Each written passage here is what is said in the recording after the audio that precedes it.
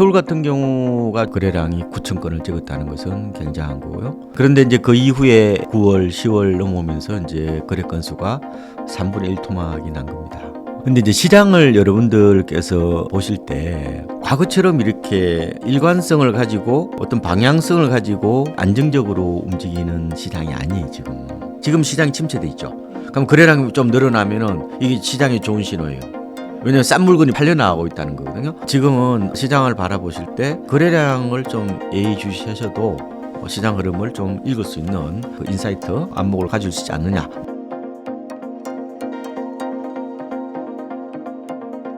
안녕하세요. 인터뷰 진행을 맡은 카프카입니다. 오늘은 박원갑 위원님 모시고 부동산 시장에 대한 이야기 나누어 보도록 하겠습니다. 위원님 안녕하세요. 네, 안녕하세요. 네. 네. 요즘 네. 부동산 시장이 네. 거래량이 많이 줄었다고 들었습니다. 네. 정말 거의 뚝 끊겼다 싶을 정도로 거래량이 줄었다고 하는데 네. 현장에서 보시는 지금 부동산 시장 분위기는 좀 어떤가요? 그렇죠. 거래가 수요자들의 심리를 그대로 보여주는 바로미터거든요. 거래가 줄었다는 것은 수요자들이 부동산에 관심이 없다는 얘기예요. 그래서 우리가 이런 말이 있어요. 가격은 속여도 거래량은 속일 수가 없다. 가격은 거래량의 그림자에 불과하다 할 정도로 거래량이 일반적으로 가격을 선행하고요. 그리고 시장의 화랑이나 침체를 가늠하는 굉장히 중요한 지표 중에 하나다. 이렇게 이제 말씀을 드리는데, 서울 같은 경우가 좀 시장에 예민하니까요. 아파트를 중심으로 말씀을 드리면은, 지난해 7월에 거래량이 폭발했죠. 네. 그래서 거의 9,200건 이 정도 됐죠. 연 평균이 지금까지 보면은 한 6,000건 정도? 요 정도인 걸 감안해 보면은 굉장히 거래가 많은 거죠. 요새는 갭투자도 없고 또 다주택자들이 집을 더 사지도 않고 이런 상황에서 거래량이 9천 건을 찍었다는 것은 굉장한 거고요. 그런데 이제 그 이후에 9월, 10월 넘어오면서 이제 거래 건수가 3분의 1 토막이 난 겁니다. 지금 한 3천 건 정도거든요. 근데 이제 시장을 여러분들께서 보실 때 과거처럼 이렇게 어떤 일관성을 가지고 어떤 방향성을 가지고 이렇게 안정적으로 움직이는 시장이 아니에요, 지금은. 마치 소낙비와 가뭄이 불규칙적으로 오가는 장세가 돼버렸어요. 작년에도 보면은 거래가 5월부터 8월 사이에 거의 1년, 그죠? 거래될 게 아마 한꺼번에 이루어지는 어떤 그런 양상이거든요. 그러고 나서 또 가뭄이 또 들어요.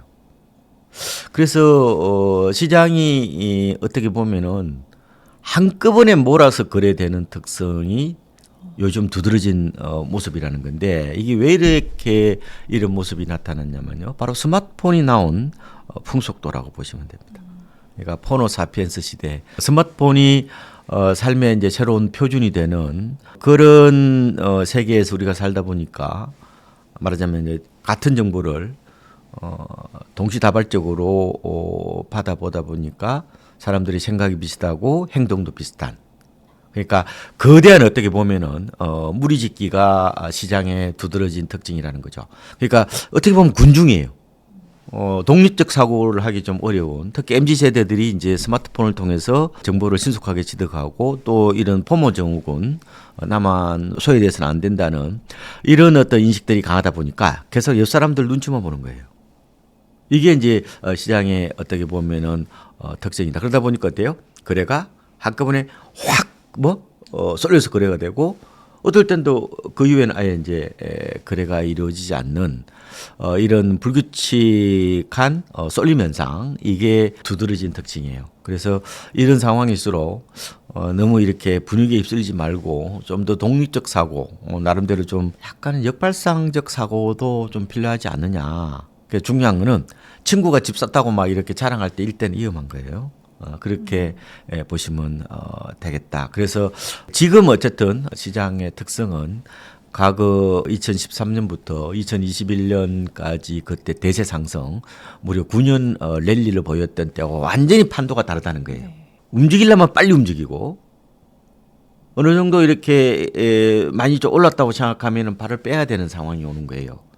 그래서 아까 제가 거래량이 중요하다고 말씀을 드렸는데 거래가 바닥에서 터지면요 굉장히 회복 어떻게 보면 신호탄이에요.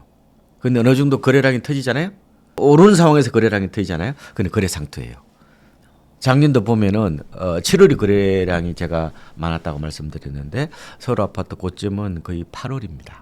한 달 시차가 나고 우리가 2023년 그때도 똑같았어요. 그때도 거래량은 8월에 피크였고 가격은 한 달 뒤인 9월에 피크였거든요. 그래서 항상 거래량을 예의주시해야 돼. 지금 시장이 침체돼 있죠. 네. 그럼 거래량이 좀 늘어나면은 이게 시장이 좋은 신호예요. 왜냐하면 싼 물건이 팔려 나가고 있다는 거거든요. 근데 어느 정도 이렇게 많이 올랐어요. 한 서너 달 올랐어요. 그죠? 근데 이게 그때 그래 져 있다. 그럼 위험 신호예요. 그래서 지금은 시장을 바라보실 때 저는 거래량을 좀 예의주시하셔도 시장 흐름을 좀 읽을 수 있는 나름대로 좀 그 인사이트 안목을 가질 수 있지 않느냐 뭐 이런 생각을 해보고 있습니다. 네. 사실 이렇게 거래량이 줄어들었는데도 또 거래가 많이 되는 지역과 잘 안 되는 지역은 또 나뉘어 네. 있는 게 요즘 추세라고 들었습니다. 네, 맞습니다. 좀 지역별로 특징은 좀 어떠한가요?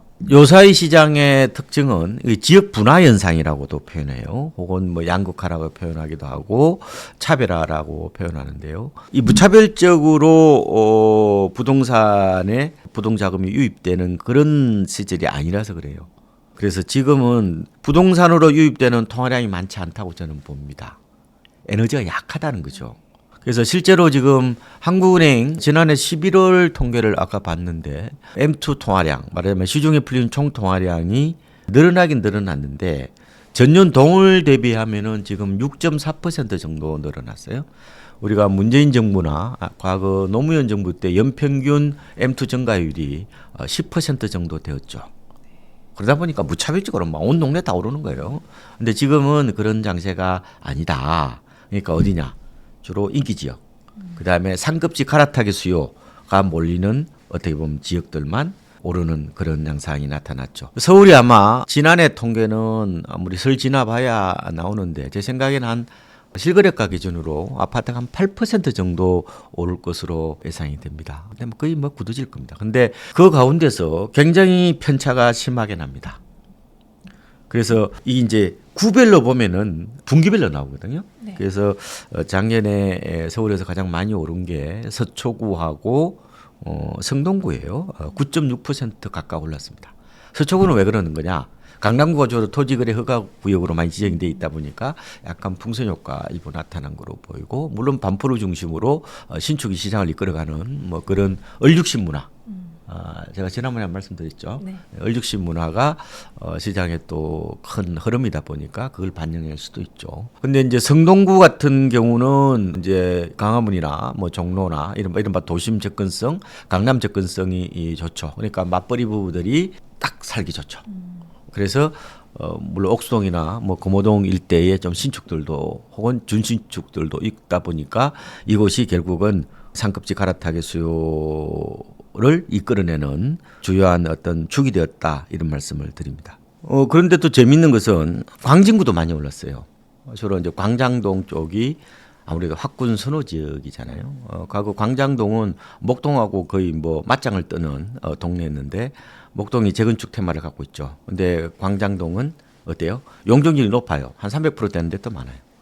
그러니까 이제 상대적으로 좀 밀렸죠. 근데 그게 학군이 워낙 좋다 보니까 사실상 강북에 사시는 분이 자녀가 이제 초등학교 들어가고 중학교 들어가는데 어차피 애 잘 키워야 될 거 아니에요. 그렇죠.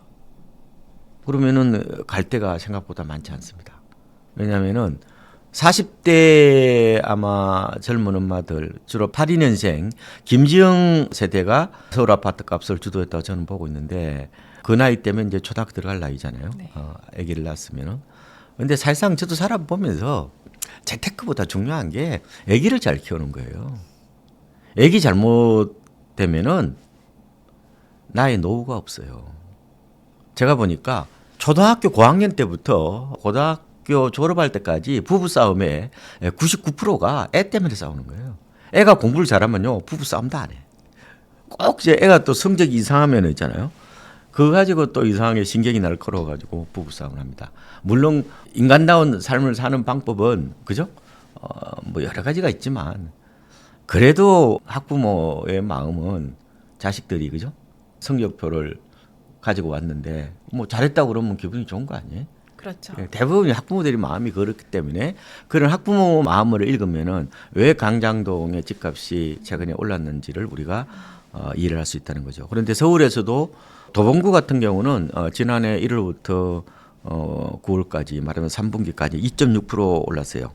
그러니까 서초구하고 성동구하고 비교해 보면은 약 3.7배 정도 차이가 났죠. 이게 그래서 이런 얘기가 나오는 거예요. 인서울이 중요한 게 아니다.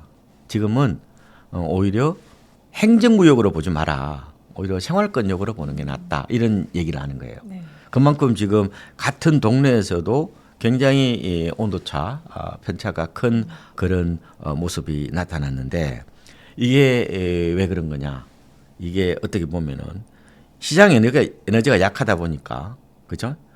이게 특정 지역만 오른다고 제가 말씀을 드렸는데 이게 아마 올해도 계속될 수밖에 없을 거라고 저는 봐요. 그래서 이게 이제 시장이 어떻게 보면은 올해도 이제 계속될 수밖에 없는데 최근에 재밌는 현상이 하나가 순환매 현상이 안 나타난 거예요. 순환매가 뭐예요? 주로 블루칩이 오르면은 뭐 있잖아요. 비싸니까 그 수요가 어디로 가요? 옐로칩으로 가고 그 다음에는 이제 뭐 잡주라고 그러는데 혹은 뭐 이렇게 될 수도 있죠. 고가주택 인기 지역, 그다음 뭐예요? 중가 지역, 그다음에 저가 지역으로 이렇게 어떻게 보면 돈이 넘치니까 이쪽으로 이제 수요자들이 이동하죠. 근데 그런 게 안 나타난다고 지금은요.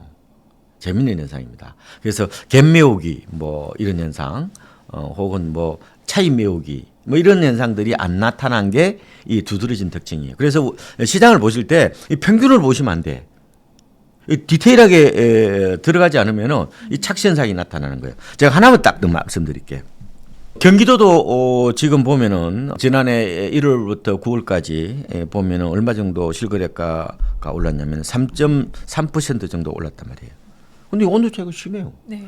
과천은요 사실상 뭐 준서울이라고 그러는데 이거는 10% 올랐는데 평택 그동안에 투자자들이 많이 갔죠. 그다음에 안성 이런데요. 안성은 4.7%가 떨어졌고 평택도 3.8%가 떨어졌어요.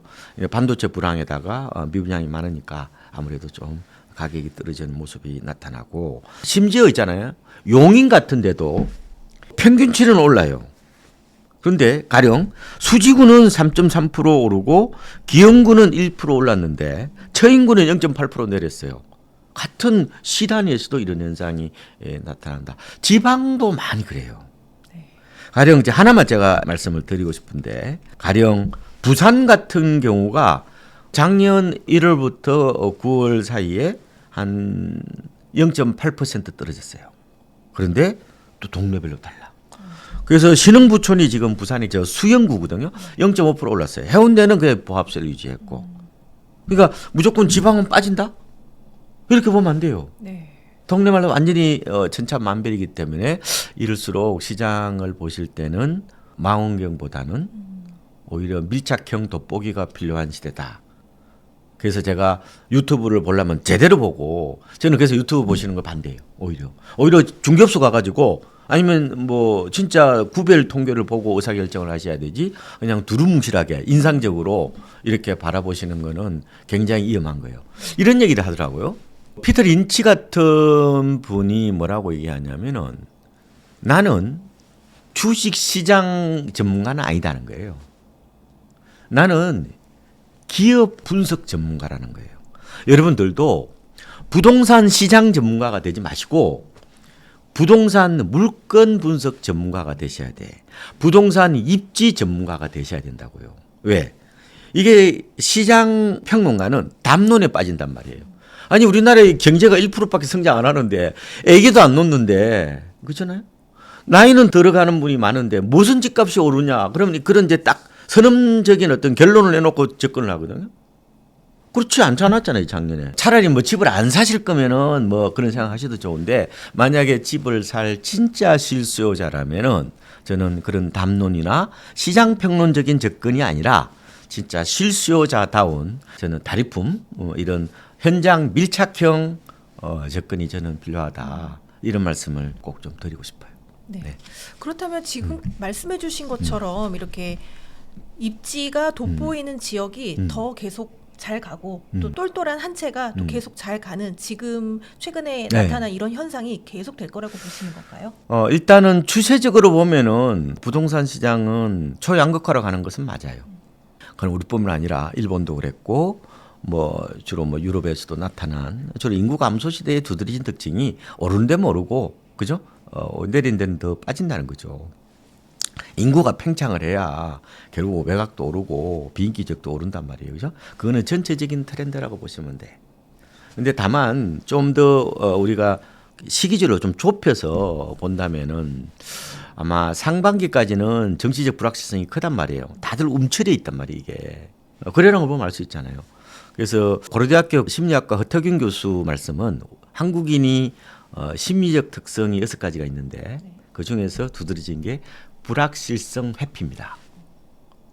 그러니까 불확실하면은 아예 꿈쩍 달싹을 안 하는 거예요. 원래 뭐 정권과에서도 그런 얘기 많이 하잖아요. 오히려 뭐 리스크보다 불확실성이 더 두렵다. 리스크는 분산할 수 있지만 불확실성은 분산이 안 되잖아요. 그래서 아마 정치적인 불확실성에 해소되기 전까지는 뭐 강남이나 뭐 아니면은 비강남이나 지방이나 다 거의 뭐 조정 국면 보고 있거든요. 그러니까 부동산이 중요한 게 아니라 나라가 어떻게 될지 모르니까 누가 그렇게 적극적으로 집을 사겠습니까? 그러면 오히려 어떻게 돼요? 약간은 전체적으로 약간 평준화 현상이 일어납니다. 그죠? 네. 그러면 오늘 상반기에 그러면 강남은 뭐 어떻게 보면 뭐 불패니까 강남만 꾸준히 오르다? 그런 건 없어요. 그래서 이게 다만 큰 위기로만 이게 번지지 않으면은 그냥 약간 조정 국면 정도로 보시면 될 것 같고 진짜 큰 위기가 나타나면은 오히려 강남이 폭락합니다. 그 오히려 하향 평준화 현상이 나타나요.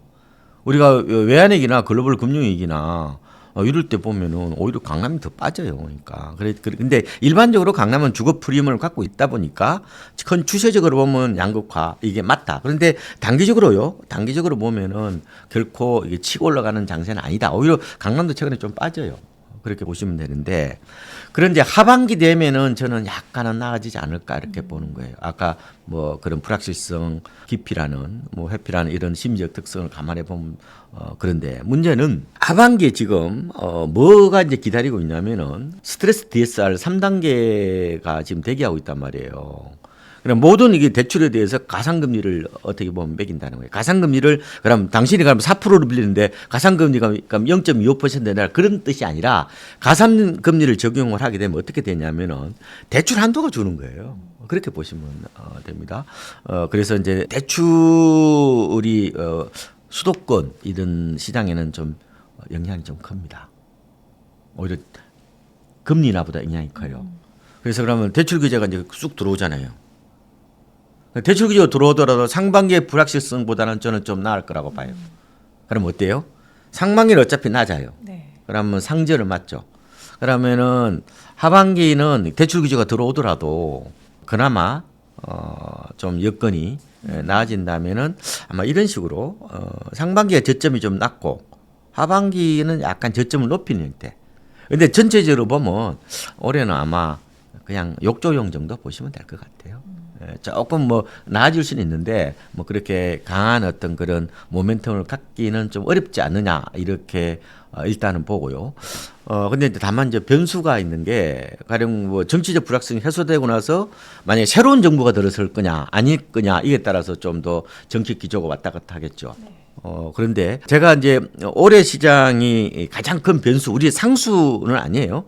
상반기까지 시장이 어떻게 보면은 조정이 된다는 것은 거의 뭐 저는 약간 고정 변수 혹은 상수로 봐도 될 것 같고 그죠? 지금 수준을 보면은 근데 하반기에 이제 결국 이제 이렇게 변동성이 이제 나올 수 있다는 건데 가장 큰 게 저는 통화량이라고 봅니다.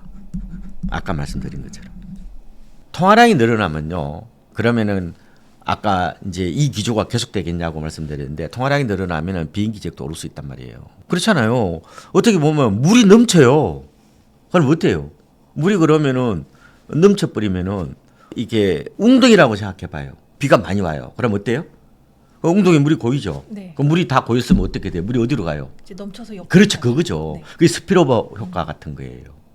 그렇게 될 수 있기 때문에 지금 M2 증가율이 아까 말씀드린 대로 한 6.5, 6.4 요쪽에서 왔다 갔다 한단 말이에요. 10%가 넘어가면은 이거는 약간 분위기가 달라질 수 있다고 봐요. 그래서 저는 시장을 보는 여러 가지 뭐 이런 변수들 혹 우리가 체크 포인트가 있긴 한데 아까 말씀드린 대로 거래량을 좀 보시고 그 다음에 좀 보시는 포인트 중에 하나가 M2 통화량 요걸 조금은 주의 있게 보시면 좋을 것 같고 M2 증가율이 10%를 넘어섰다. 그러면은 외곽 지역도 저는 충분히 오를 수 있다 이렇게 봅니다. 그래서 여러 변수가 많으니까 아이고 막 머리가 어지러우실 텐데 제가 꼭 드리고 싶은 거는 올해는 결국은 따지면 세 가지겠죠, 그죠? 그러면은 가장 큰 거는 정치적 불확실성 해소 부분, 그 다음에 거래량, 그 다음에 M2 통화량. 왜냐면 M2 통화량이 대도시 아파트 값하고 굉장히 밀집한 연관, 심지어 서울뿐만 아니라 부산까지도 M2 영향을 많이 받는다는 뭐 그런 논문들도 있고요. 그래서 꼭 여러분께서 M2 증가율에 좀 더 주의 깊게 보시는 걸 좀 추천드리겠습니다.